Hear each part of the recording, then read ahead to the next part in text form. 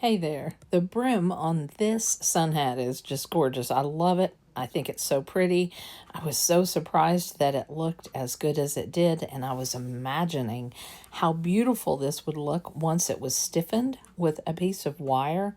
I'd heard that you could use hanging picture wire, the stuff that you get at Lowe's and Home Depot. Well, I picked some of that up and I was on the porch finishing this hat, and the weather was perfect. I thought, I don't want to go in the house and finish this. The air conditioning makes me feel ick. I want to be out in the fresh air. So I ran inside, grabbed the wire, and boy, I thought, so easy. It's going to be so fun. And I grabbed my needle nose pliers also. That will help me cut that. So when I got it out of the package, I thought, how am I going to get this open? So I unwrapped it and I tried to uncoil it, and boy, did it give me fits. The wire is braided, number one. So the ends of it end up being like a cockle burr or a burr you get on your clothes, and it would just like grab the yarn and create all kinds of tangles. So I ended up making like a little bend over and tried to twist it together so that it wouldn't keep catching on the yarn. And I thought, oh, I can reshape this out here on the porch. I can make it on my porch swing. I can make it fit the hat. But boy, it still stayed curled up just like a slinky. And it just really didn't go well. But I thought, I don't want to go in the house. I think I can do this. And there you can see my end got caught. It got caught bad. I had to untangle it. That braided wire is nice, but I'm just thinking that it's not the proper wire to use to stiffen the brim of a sun hat. But I thought I'm going to continue. I'm going to do this. And in my mind, I thought I knew exactly what I needed to do. I needed to straighten it back out, just give it a twist and a wiggle to try to get the curl and the coil out of that wire. And then I thought, I have chain 4 spaces or chain 4 arches, and I'll just single crochet over the wire while I'm placing my single crochet stitches in those chain 3 or chain 4 spaces. They're chain 4 spaces. Well, I think that turned out to be a mistake, because I think what I should have done is put the single crochets in the chain 4 arches before I added the wire. So as you can see, I'm demonstrating how to get the single crochets in the chain 4 spaces over top of the wire, thinking that's the best way to do it, but it really turned out not to be. So I'm really trying to give you an idea of how you hold the wire along your hook and finagle and get it all straightened out. I was giggling at this point. Get it all straightened out and then get the yarn pulled up. There it is again. Get the yarn pulled up so that it's underneath the wire, but the wire is over top of the stitches. And then I started crocheting single crochet stitches, ignoring the wire, but keeping it placed there on top of the stitches. Now, something I did that I thought needed to be done that I think was a second mistake was a mistake on my own. Now, choosing this wire may still work. I'm going to try this again.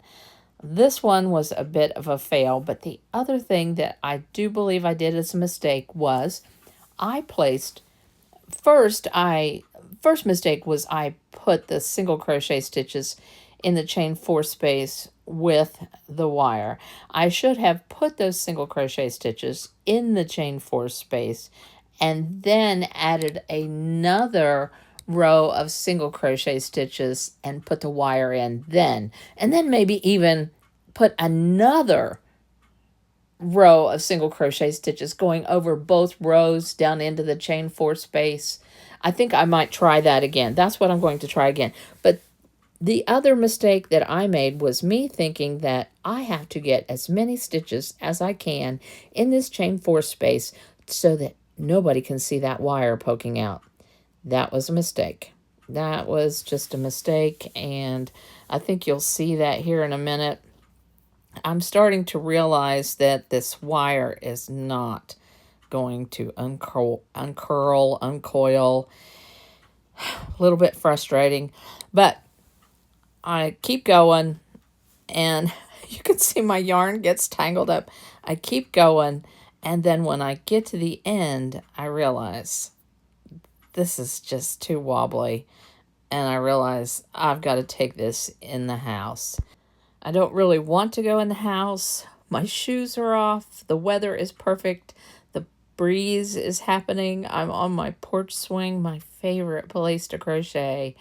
But as I get to the end and both ends of the wire are meeting, I'm realizing this isn't working. It's not looking good. So I'm just going to have to break down and go into the house. Let me fast forward and get you to the point where, see that yarn, that braided wire stuck to that hat. Let me get you to the end, and I'll show you what I'm looking at. And see here, I'm trying to space out the, let me get to where the wire ends meet. Let me get it almost finished, show you what that looks like, and then I'll take it in the house. And through the magic of video, here we are at the end. I have a few more stitches to make. You can see that I have these 2 wire ends. They're considerably longer. I made the wire fairly long. I used half of the package that I had picked up at Lowe's. I believe I picked it up at Lowe's.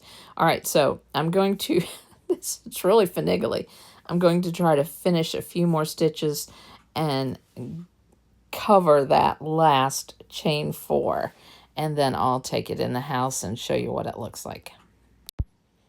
Okay, so I'm in the house and I've laid it on the table, and you can see the brim is just, oh my goodness, it's just a mess. Look at all those ripples. And I should have started in the house. I should have laid the brim out and stretched it out as nicely as I could, and then cut the wire so that it was the circumference of the hat and shaped it around the circumference of the brim, not the hat, but the brim, and shaped it so that the coils were out of it. And of course, I've talked about not putting so many stitches, so I'm trying to shape it here, and then I realize, oh, I have way too much wire in the brim. That's too much, so thankfully I haven't attached anything yet. So I give the wire a pull, and then I start working the stitches over the wire, and that works. That works better. It looks better, but I still have way too many stitches on that chain 4 space. So I do that with the one side. It's still a little floppy. And then I thought, well, I'll give it one more pull on this side and see if I can get the little wave out of it. It wasn't really floppy, it was a wave. And it works to a degree, but I still have way too many stitches in there. And look at that big ripple right there. All right, now I'm going to try to pull from the other side. If this side works, then I thought the other side will work. And so I tried that, and honestly, I was excited thinking that worked, so I can work these ripples on the other side out. So I'm doing the pulling, trying to keep my braided ends of the wire from tangling with the yarn, because I still have everything attached. Oh my goodness. So that was my beginning piece. That was where I put the loop and twisted it around, trying to keep it from tangling up with the yarn, but it still did that, and it's still not, this isn't working as well as the other side did. I mean, it's working, but it's still not the best. It just isn't the best. And I know it, and I can tell it's not the best, but I'm like, well, hey, let's try it on. Well, I kind of like the way it looks. It's, as you can see in the back, it's not attached. It's a mess back there. But it's not too bad. It's just it's still not the look that I want. So, we'll see. All right, so I'm going to keep trying to work and finagle, but I need to figure out this yarn mess. It's a mess right there, and I need to continue to straighten and flatten. These are the things that I'm thinking are going to work, and then I need to cut the wire. Cut the wire pieces so that I can fix them together, but it's going to take a minute here. And honestly, this is about all I can do. So let's get to the wire. First, I need to get rid of the yarn or cut the yarn or just detach my yarn ball and get that out of the way, and it's stuck in that wire. So I believed that going ahead and finishing up the last few stitches after I cut the wire was the best thing to do. I think what I should have done, see, I'm still messing with the yarn.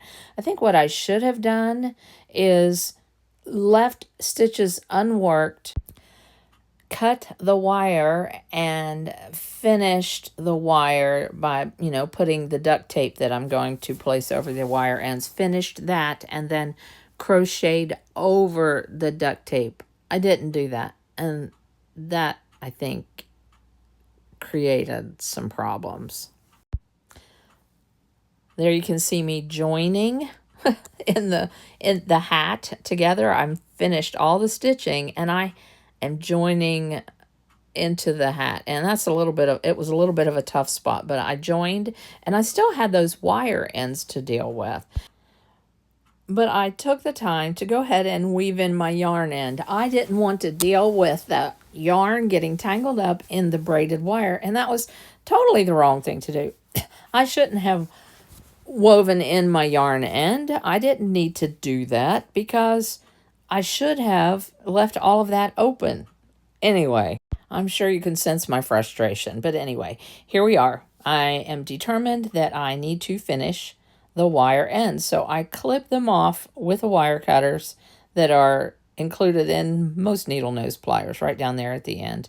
And they clipped off fairly quick, and I just clipped them off, and I thought I'm going to bring them together and duct tape them together. I had some tan or khaki duct tape, so it was my idea that these needed to be twisted together. So I twisted them together, which didn't really work that well, and I thought using the needle nose pliers would make that better, but it just splayed out those braided ends, and that just made a mess. So I thought, well, I'm not doing that on the other side. So I just kind of fixed it together and then cut myself a piece of duct tape in a little strip. And I did go back in with my needle nose pliers and just try to flatten everything, not twist or anything, just try to flatten it together. So I get my duct tape, and it's perfect. It's the perfect color. Would you look at that? I just cut a little strip off of my duct tape roll, and I just use that duct tape to try to tape around the rough edges, getting it extended over that rough edge, and then just working it, kind of spiraling it in there. And isn't it just perfect? But would you look at that big blob of wire I have sticking out? That was another big fail on this application of wire. I should, again, okay, I'm not going to complain anymore. Anyway, that was what I did wrong. I had too much wire sticking out. So, and I knew that I was going to have that piece of duct tape, but I thought I could work the wire into the brim of the hat, just like that, work it in. And then I had anticipated the fact that the duct tape might not be totally covered by the yarn stitches, but I didn't anticipate the fact that the yarn would not go over the duct tape at all. Not at all. So again, I should have crocheted over the ending of the wire. So I worked it a little bit more, but I had already anticipated that I might want to have a faux leather tag to cover the area where the join was on the wire, just in case. So I have picked up a package of 8 at Hobby Lobby. They are faux leather tags. I think you can get them other places too, but they're the kind that you can fold in half, and there are two needle punch marks, and you can just sew those right over top of the brim of a hat, and they look so cute, so easy, but they're not real leather. You can order real leather ones on Etsy, I have heard. You can even order them fancy and have your logo or your name or whatever you want put on those leather tags. Really nice if you have a business where you sell a lot of product and a lot of hats and handbags that need a tag. Well, anyway, let's go ahead and get this finished and then take a look, and I'll try this hat on for you. We'll see what it ends up looking like. I'm afraid because I had to shove so much extra wire down in there, it's not going to be a good look. We'll see. Well, folks, it's not looking good. It is not looking good at all. I have a big old ripple. I tried working out the ripple, and I knew the problem was right there at the join. I had a decent application of that wire, and since I think I know what all I have done wrong, I'm just going to take this out and have a do-over. This is a lesson to you. Now the crochet pattern. The pattern is free. It is on my website, and for a limited time, I have a download button. And if you click on that button, you can get the PDF free. It's only one size right now. If I can perfect this wire brim, I am going to write this crochet pattern with more sizes included. Right now, it's a very roomy medium to extra large, or maybe it's large to extra large, not sure, but I have that on my website. The link will be down below. Just look for the download button. Okay, here I am trying on the hat and giving a thumbs down. Look at that brim. It is a mess. It's worse than it was before, and it's because I had to shove that extra bit of wire on the inside. So, phew. All right, it's hot. There it is. Not happy. All right. Well, let me go ahead and share with you another sun hat that I designed for chemo patients for the summertime.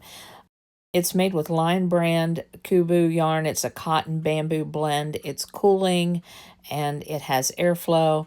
Chemo patients and breast cancer patients sometimes will have to take medicines that block their hormones and create tremendous hot flashes.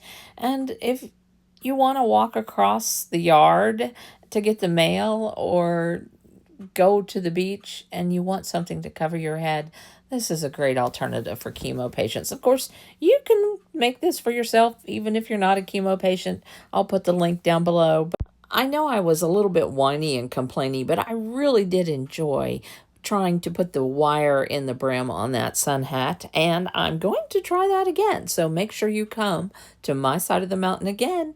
I'll be happy to see you when you get here. Bye.